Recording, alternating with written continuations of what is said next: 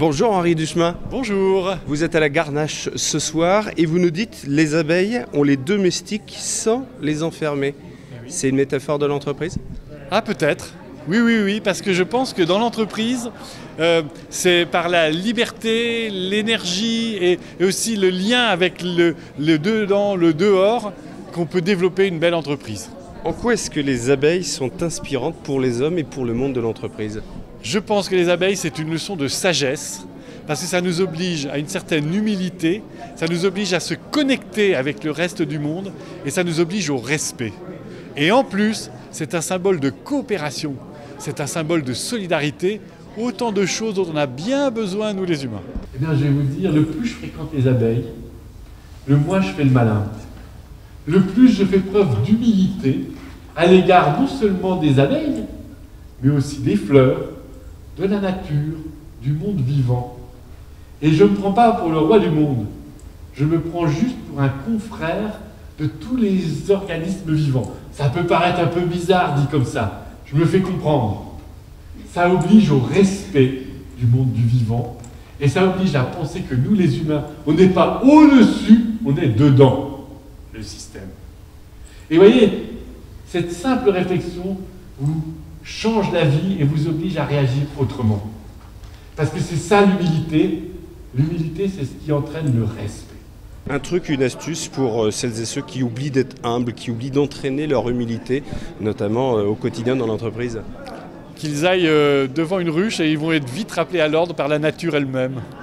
Comment est-ce qu'un manager peut devenir apiculteur à sa façon, sans les abeilles, sans les ruches ?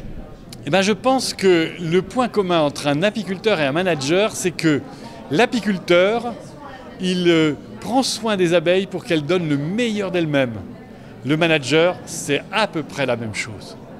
Est-ce que vous pensez que la logique d'auto-organisation des abeilles sans exercice du pouvoir est durablement transposable dans l'entreprise et on va même aller au-delà dans la société ?